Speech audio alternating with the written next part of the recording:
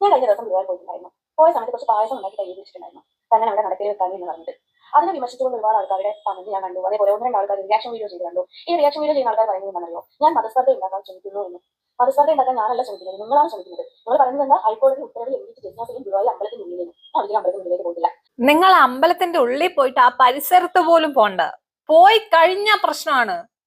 കാരണം ജനങ്ങൾ അവിടെ പോകുന്നത് പ്രാർത്ഥിക്കാൻ വേണ്ടിയിട്ടും അവരുടെ സങ്കടങ്ങൾ പറയാൻ വേണ്ടിയിട്ടും കുറച്ച് മനസമാധാനത്തിനും വേണ്ടിയിട്ടൊക്കെയാണ്. നിങ്ങൾ അങ്ങനെയാണോ പോകുന്നത്? അല്ല, നിങ്ങൾ പോകുന്നത് അവിടെ എങ്ങനെ വിവാദം ഉണ്ടാക്കണം എന്ന് നോക്കിയിട്ടാണ്.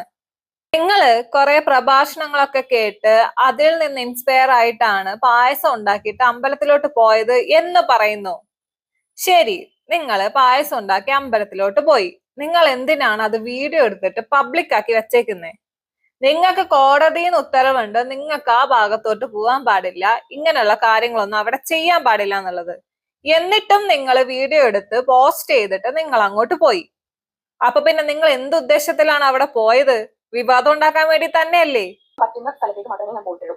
പിന്നെ നമ്മൾ വീട്ടിൽ നിന്നും എന്ത് സാധനം കൊണ്ടുപോയാലും, അത് കടയിൽ നിന്ന് എന്ത് സാധനം മേടിച്ചാലും, അത് എത്ര വിലയുടെ സാധനമാണെങ്കിലും എത്ര വില കുറഞ്ഞ സാധനമാണെങ്കിലും അത് ഗുരുവായൂർ ശ്രീകോവിലിനുള്ളിൽ കണ്ണന് വേണ്ടിയിട്ട് ഒന്നിനും എടുക്കില്ല എന്ന് നിങ്ങൾക്കും അറിയാം, എനിക്കും അറിയാവുന്ന ഒരു കാര്യമാണ്.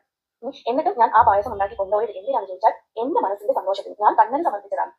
ഭഗവാനും ഭക്തനും തമ്മിലുള്ള ഒരു കാര്യമാണ്. അവിടെ നിങ്ങൾ മതസ്പർദ്ധയല്ല കാണേണ്ടത്. ഞാൻ അവിടെ നടത്തിൽ സമർപ്പിച്ചിട്ടുണ്ടെങ്കിൽ അത് സ്വീകരിക്കണോ വേണ്ടയോ എന്ന് കണ്ണനാണ് തീരുമാനിക്കേണ്ടത്, മനുഷ്യരല്ല തീരുമാനിക്കേണ്ടത്. കണ്ണനും ഭക്തയും തമ്മിലുള്ള കാര്യം നാട്ടുകാരെങ്ങനെ അറിഞ്ഞേ? ആരാ നാട്ടുകാരെ അറിയിച്ചേ? നിങ്ങളെ വലിയ ആളെ പോലെ ഇവിടെ ഇരുന്ന് പ്രസംഗിക്കുന്നുണ്ട്, അത് ഞാനും കണ്ണനും തമ്മിൽ അറിഞ്ഞാൽ മതി എന്നുള്ള കാര്യം. എന്നിട്ട് നിങ്ങൾ എന്തിനാ അതെടുത്ത് പബ്ലിക് ആക്കിയേ? എന്തിനാ നാട്ടുകാരെ അറിയിച്ചേ? നിങ്ങൾക്ക് അത്രയ്ക്ക് ഭക്തി ആയിരുന്നെങ്കിൽ നിങ്ങൾ അത് ചെയ്യത്തില്ല. ഇവിടെ നിങ്ങൾ എന്തുവാ നോക്കുന്നേ? കുറച്ച് റീച്ച് കിട്ടണം, നിങ്ങളുടെ കുറച്ച് ഫോട്ടോസ് സെല്ല് ചെയ്ത് പോണം, അതിന് വേണ്ടിയിട്ട് കണ്ണനെ ഉപയോഗിക്കുന്നു. അത്രേ ഉള്ളൂ. ഇത് മനസ്സിലാവാതിരിക്കാൻ വേണ്ടിയിട്ട് ഇത് കാണുന്ന ആൾക്കാര് അല്ലെങ്കിൽ കേൾക്കുന്ന ആൾക്കാര് പൊട്ടന്മാരൊന്നും അല്ല. എന്നിട്ട് ഇപ്പൊ കേസും കൂട്ടൊക്കെ ആയപ്പോ അതിനെ ന്യായീകരിച്ചുകൊണ്ട് അങ്ങ് വന്നേക്കുന്നു. വീഡിയോ കാണുന്നവര് സബ്സ്ക്രൈബ് ചെയ്യാനും ലൈക്ക് ചെയ്യാനും നിങ്ങളുടെ അഭിപ്രായം പറയാനും മറക്കരുത് കേട്ടോ. അത് വൈകുന്നേരം ആരെങ്കിലും വേഗം ചെയ്ത് മേടിച്ചോണ്ട് പോവുകയോ ചെയ്യുന്നത് എനിക്കും അറിയാം. എന്നിട്ടും ഞാൻ അത് ഉണ്ടാക്കി കൊണ്ടുപോയിട്ടുണ്ട്. അതിന്റെ ഭഗവാനുള്ള സ്നേഹം കൊണ്ട് തന്നെയാണ്. അതേപോലെ തന്നെയാണ് എല്ലാവരും. നിങ്ങൾ ഉണ്ടാക്കിയ പായസം ലേലം ചെയ്ത ആൾക്കാർ ആരെങ്കിലും മേടിച്ചിട്ടുണ്ടെങ്കിൽ അവരുടെ ഗതികേട്, ആ പായസത്തിന്റെ വൃത്തിനെ കുറിച്ച് വരെ ഇപ്പൊ ചർച്ച വരുന്നുണ്ട്. ശ്രീകോവിൽ നടത്തിയിട്ടില്ല എന്ന് അറിഞ്ഞിട്ടും എല്ലാവരും അവിടെ എന്തെങ്കിലും സാധനം സമർപ്പിക്കുന്നുണ്ടെങ്കിൽ അത് ഭഗവാനോടുള്ള സ്നേഹമാണ്, അല്ലാതെ അത് ആരും കാണിക്കാൻ വേണ്ടിയിട്ടല്ല. ആരെയും കാണിക്കാനല്ലാത്തത് കൊണ്ടായിരിക്കും അതെടുത്തിട്ട് വീഡിയോ ആക്കി ഇൻസ്റ്റാഗ്രാമിലും യൂട്യൂബിലൊക്കെ കൊണ്ടിട്ടത്. പറയുമ്പം കുറച്ച് ആലോചിച്ച് പറയണം, മനസ്സിലായോ? ഒരു ബോധവും ഇല്ല, വിവരവും ഇല്ല, ഇങ്ങനെ പ്രസംഗിക്കുക ആൾക്കാരെ കാണിക്കാൻ വേണ്ടിയിട്ടല്ലാന്ന്. പിന്നെ എന്തിനാ നിങ്ങൾ അതെടുത്ത് പോസ്റ്റ് ചെയ്തേ? നിങ്ങൾക്ക് സ്വയം ഇരുന്ന് കാണാനോ? അങ്ങനെയാണെങ്കിൽ ഫോണിന്റെ ഗാലറിയിൽ അങ്ങ് ഇട്ടാ പോരെ? പബ്ലിക്കിൽ കൊണ്ടുവരണോ? വളച്ചൊടിച്ച് മതസ്പർദ്ധ ഉണ്ടാക്കാൻ ശ്രമിക്കുന്നത് നിങ്ങൾ തന്നെയാണ്. ഞാൻ കൊടുത്തത് എന്റെ കണ്ണനാണ്, അത് സ്വീകരിക്കണോ വേണ്ടോ എന്നുള്ളത് കണ്ണനാണ് തീരുമാനിക്കേണ്ടത്, അല്ലാതെ നിങ്ങൾ ആരുമല്ല. അത് വെറുതെ ഇങ്ങനെ വളച്ചൊടിച്ച് ഓരോ വിഷയം ഉണ്ടാക്കാതിരിക്കുക, പേര് ചെയ്തിട്ട്. ഇപ്പം പ്രശ്നം ഉണ്ടാക്കുന്നത് ഞങ്ങളായി. എല്ലാ പ്രശ്നം ഉണ്ടാക്കുന്നവര്, എല്ലാം ചെയ്യുന്നവര്, എന്നിട്ട് അവസാനം ഇപ്പം കുറ്റം റിയാക്ഷൻ വീഡിയോ ചെയ്യുന്ന ആൾക്കാർക്കും ഇവരുടെ കമന്റ് ബോക്സിൽ വന്നിട്ട് കമന്റ് ചെയ്യുന്ന ആൾക്കാർക്കും കൊള്ളാലോ കളി. കണ്ണൻ ഇഷ്ടം പാൽപ്പായസമാണ്. കണ്ണൻ പാൽപ്പായസം എല്ലാ പായസം കഴിക്കാറുണ്ടെന്ന് എനിക്കറിയാം. കണ്ണന്റെ പായസം മാത്രമേ കഴിക്കുള്ളൂ എന്നൊന്നും ഞാൻ എവിടെ കേട്ടില്ല കേട്ടോ. എല്ലാ പായസം കഴിച്ചിട്ടുണ്ട് എന്ന് ഞാൻ കേട്ടിട്ടുണ്ട്. എന്ത് പറഞ്ഞാലും എല്ലാം ഞാൻ കേട്ടറിഞ്ഞിട്ടുണ്ട്. ഒന്നും അതിനെക്കുറിച്ച് പഠിച്ചിട്ടില്ല. പക്ഷെ അവിടെ പോകുന്ന ആൾക്കാരിൽ പകുതി ആൾക്കാരും എങ്ങനെ പ്രാർത്ഥിക്കണം, ഏത് രീതിയിൽ പ്രാർത്ഥിക്കണം, എത്ര നാള് വ്രതം എടുക്കണം എന്നൊക്കെ അറിഞ്ഞു പോകുന്ന ആൾക്കാരാ. അവരുടെ ഇടയിലോട്ട് ഒരു വൃത്തിയും ഇല്ലാത്ത രീതിയിൽ പായസം ഉണ്ടാക്കിയിട്ട് കയറിയിട്ട് അമ്പലത്തിലോട്ട് പോകുന്നു, ഞാൻ അവിടെ സമർപ്പിക്കുന്നു എന്ന് പറഞ്ഞു കഴിഞ്ഞാൽ അവര് റിയാക്ട് ചെയ്യും. അവരുടെ ഭക്തിനെയാണ് നിങ്ങൾ ഇവിടെ ചോദ്യം ചെയ്യുന്നത്. ആ രീതിയിലാണ് നിങ്ങൾ പ്രവർത്തിക്കുന്നത്. സ്വാഭാവികമായിട്ടും ആൾക്കാർ ചോദ്യം ചെയ്യും. ഈ കാര്യങ്ങൾ ചോദ്യം ചെയ്താൽ ചില ആൾക്കാർക്ക് നിങ്ങൾ കൊടുത്ത റിയാക്ഷൻ വീഡിയോ കാണുമ്പം നട്ടലിന് പകരം വാഴപ്പിണ്ടി വെച്ച് നടക്കുന്ന ആണുങ്ങളുള്ള വീട്ടിലാണ് നിങ്ങൾ ജീവിക്കുന്നത്. അതിന്റെ പ്രശ്നമാ. എന്റെ വീട്ടിലെങ്ങാനും ആയിരിക്കണമായിരുന്നു. ഒറ്റ തവണ ഇതുപോലുള്ള കോപ്രായങ്ങളും കാണിച്ച് പോകത്തുള്ളൂ, പിന്നെ പോകത്തില്ല. ഞാൻ ആദ്യമായിട്ട് ആ ഒരു പായസം ഉണ്ടാക്കുന്ന ജീവിതത്തിൽ ആദ്യമായിട്ട് അങ്ങനെ ആ പായസം ഉണ്ടാക്കുമ്പോൾ ഞാൻ കണ്ണന് കുറച്ച് ചെറിയൊരു കുപ്പിയിലാക്കിയിട്ട് കുറച്ച് കണ്ണനെ എന്ന് പറഞ്ഞെടുത്തു. ഇത് എടുക്കാനുള്ള കാരണം പലതും ഉണ്ട് എന്ന് പറയുന്ന ഈ കൂടെ തന്നെ അടുത്തൊരു കാര്യം പറയാം. ഞാൻ ഒരുപാട് പ്രഭാഷണങ്ങൾ കേട്ടിട്ടുണ്ട്. ആ പ്രഭാഷണങ്ങളിലൊക്കെ പറയുന്നുണ്ട് ഗുരുവായൂർ ഒരു ഉണ്ണിയാണ്. ആ ഉണ്ണി നമ്മളുടെ വരവും കാത്തിരിക്കും. ആ ഉണ്ണിക്ക് എന്തെങ്കിലും മിഠായോ ഇങ്ങനെ എത്രയോ കണ്ടിട്ടുണ്ട്. പണ്ടായിരത്തിന് മുകളിൽ മഞ്ചി ലഡു ഡാരിമിക്ക് അങ്ങനെ കുറച്ച് കുറേ മിഠായികൾ കണ്ടിട്ടുണ്ട്. ഞാൻ മാത്രമായിരിക്കും നിങ്ങൾക്ക് കണ്ടിട്ടുണ്ടാവും. അപ്പൊ അങ്ങനെ കണ്ട ഒരുപാട് ഞാൻ ഇങ്ങനെ കണ്ടിട്ടുണ്ട്. അതുപോലെ തുളസിമാല താമരം നമുക്ക് ഈ ഹരികൃഷ്ണ എഴുതിയിട്ട് കടലാസ് എഴുതിയിട്ട് മാല ചാർത്തുക അങ്ങനെ ഞാൻ ചാർത്തിയിട്ട് ഒരാൾ ഹൈക്കോടതിയിലേക്ക് കൊടുത്തതെന്നറിയോ, കടലാസ് മാല ഞാൻ കണ്ണനെ സമർപ്പിച്ച് കണ്ണനെ അപമാനിച്ചു എന്ന്. വെറും ഒരു കടലാസിനെ അവർക്ക് കടലാസ് മാല എന്ന് പറയാൻ പറ്റും. അതിൽ ഞാൻ ഹരേ കൃഷ്ണ എന്ന് വ്യക്തമായിട്ട് എഴുതിയിട്ടുണ്ട്. 101 പ്രാവശ്യം തിരിച്ചു തന്നെ എഴുതിയിട്ടുണ്ട്. അപ്പൊ അതൊരു വെറും കടലാസ് മാലയല്ല, അത് ഹരേ കൃഷ്ണ ജപവീര്യ മാലയാണ്. നിങ്ങൾ ഇത്രയും പ്രസംഗിക്കുന്നുണ്ട്, ഞാനൊരു കാര്യം ചോദിക്കട്ടെ. നാളെ ഞാൻ നിങ്ങളുടെ പള്ളിയിലോട്ട് കയറി വന്നു കഴിഞ്ഞാൽ അവിടെ വന്ന് ഇതുപോലുള്ള കോപ്രായങ്ങൾ കാണിച്ചു കഴിഞ്ഞാൽ നിങ്ങൾ അത് സമ്മതിച്ചു തരുമോ? ഇല്ലല്ലോ. കുറെ പ്രഭാഷണങ്ങൾ കേട്ടിട്ട് ഞാനും നിങ്ങളുടെ പള്ളിയിലോട്ട് വന്ന് ഇതുപോലുള്ള കോപ്രായങ്ങൾ കാണിക്കുന്നു.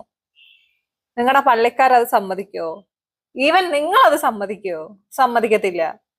അപ്പോ ഹിന്ദു മതത്തെ വിശ്വസിക്കുന്ന അല്ലെങ്കിൽ ഗുരുവായൂർ അമ്പലത്തിനെ വിശ്വസിക്കുന്ന ആൾക്കാരെങ്ങനെ നിങ്ങൾ കാണിക്കുന്ന കോപ്രായങ്ങളെ വിശ്വസിച്ചിട്ട് എന്തോ ആയിക്കോട്ടെ എന്ന് വിചാരിക്കും?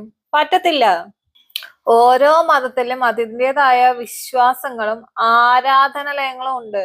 അവിടെ കൊണ്ടുപോയിട്ട് വേറൊരു മതത്തിലുള്ള ആൾക്കാര് അവരുടെ കോപ്രായങ്ങൾ കാണിച്ചു കഴിഞ്ഞാൽ അത് ഒരാളും ഒരു വിശ്വാസികളും സമ്മതിച്ചു തരത്തില്ല. ആ അമ്പലത്തില് അഹിന്ദുക്കൾക്ക് പ്രവേശനമില്ല എന്നുള്ളൊരു ബോർഡുണ്ട്.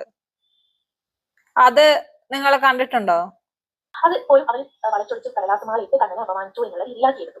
അപ്പം ഞാൻ ഇങ്ങനെ ഒരുപാട് കേട്ടതുകൊണ്ട് അറിഞ്ഞതുകൊണ്ട് ഞാൻ എന്റെ കണ്ണന് കുറച്ച് പായസം ഉണ്ടാക്കി കൊണ്ടുകൊടുത്തു. അത് ഭക്തരുടെ വിശ്വാസത്തെ ദൃഢപ്പെടുത്തുന്നതാണെന്ന് പറഞ്ഞിട്ടും ഞാൻ സമൂഹത്തിൽ പർദ്ദ ഉണ്ടാക്കാൻ ശ്രമിക്കുന്നു എന്ന് പറഞ്ഞിട്ടും ഞാൻ എന്നെക്കുറിച്ച് പറയാൻ ഒന്നും ബാക്കിയില്ല. അങ്ങനത്തെ ഒരു അവസ്ഥയിൽ അപ്പൊ ഞാൻ ചോദിക്കട്ടെ, കണ്ണന് എന്തൊക്കെ നടപ്പിൽ സമർപ്പിക്കുന്നുണ്ട്?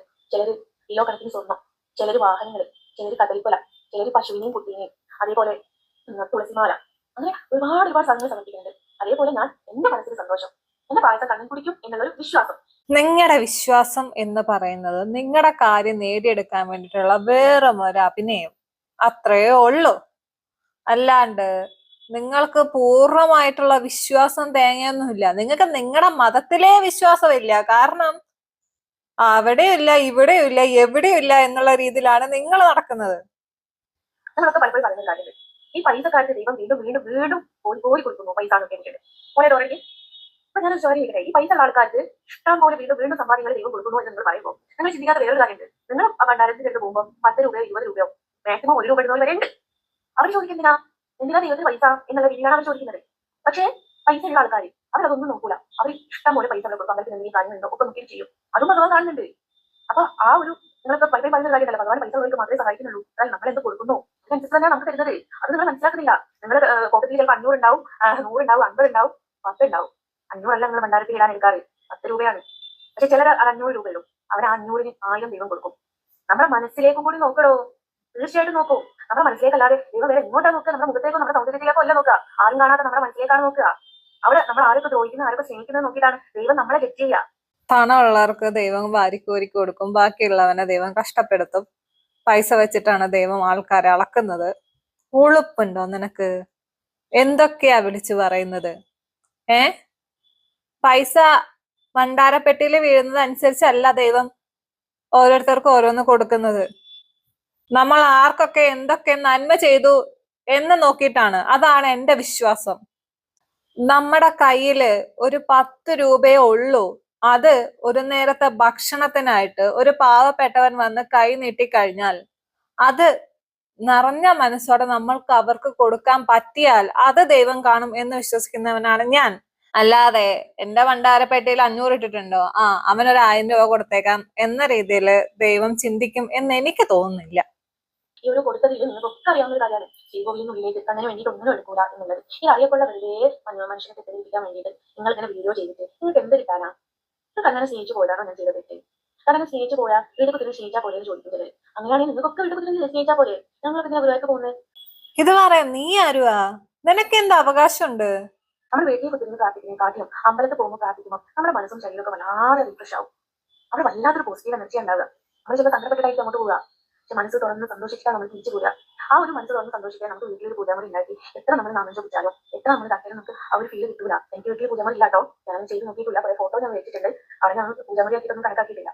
അമ്പലത്തിൽ പോയി കഴിഞ്ഞാൽ അതിന്റെ അറ്റ്മോസ്ഫിയറും അവിടെ ഉള്ള കാര്യങ്ങളോ കൊണ്ട് പോസിറ്റീവ് എനർജി കിട്ടുമെന്നും മനസ്സിന് സമാധാനം കിട്ടുമെന്നും എല്ലാവർക്കും അറിയാം. അത് നിങ്ങൾ പറഞ്ഞു പഠിപ്പിക്കേണ്ട. പക്ഷേ നിങ്ങൾ കാണിക്കുന്ന പോലെ കോപ്രായങ്ങൾ അമ്പലത്തിൽ പോയിട്ട് ആരും കാണിക്കാറില്ല. മനസ്സിലായോ?